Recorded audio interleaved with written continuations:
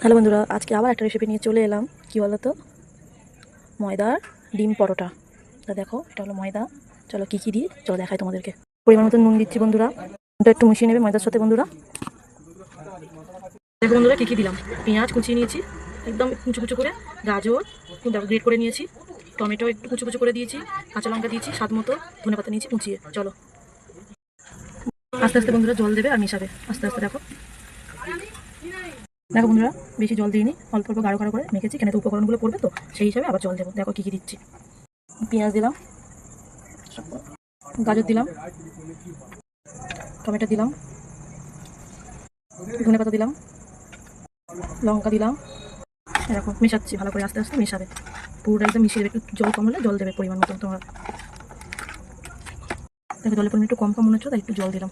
বন্ধুরা দুটো ডিম দেবো, সব থেকে ইম্পর্টেন্ট জিনিস।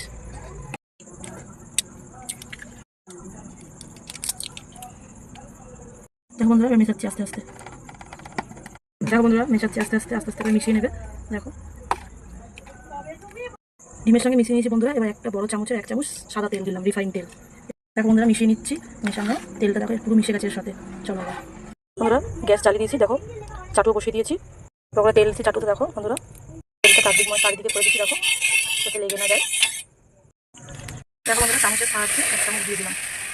দেখো বন্ধুরা চামচের সাহায্যে গোল শেপটা নিয়ে আসছি আস্তে আস্তে। দেখো বন্ধুরা চামচের সাহায্যে কি সুন্দর গোল শেপ করে নিয়েছি। দেখো দেখো বন্ধুরা খুন্তি দিয়ে পাল্টেও দিচ্ছি, ওই পাটটা এবার আস্তে আস্তে হবে তো সেই জন্য। দেখুন বন্ধুরা চামচ দিয়ে অল্প একটু করে তেল দেবে, তবে লাল লাল হবে তো। তেলটা দিয়েছি, দেখো এবার একটু পাল্টে নিই। দেখো বন্ধুরা আমার হয়ে গেছে পরোটা, ডিম পরোটা। দেখো চলো আর অন্যগুলো করে নিই। আগের মতন আবারও তেল দিয়ে দিয়েছি, আবারও দিয়ে দিচ্ছি চামচে করে। গোল শেপটা যেরকম করেছি ওরকম করে নেবো। দেখো বন্ধুরা আবারও প্রথম প্রথম সব করে নিলাম। চলো এরকম করে সবটা করে নিই। বন্ধুরা হয়ে গেছে পরোটাটা, কি নরম এবং সফট। দেখো তোমার বাচ্চাদের টিফিনের জন্য দিতে পারো, তোমরা একবার ট্রাই করো। তাহলে আজকে রেসিপি এখানেই শেষ করলাম। টাটা।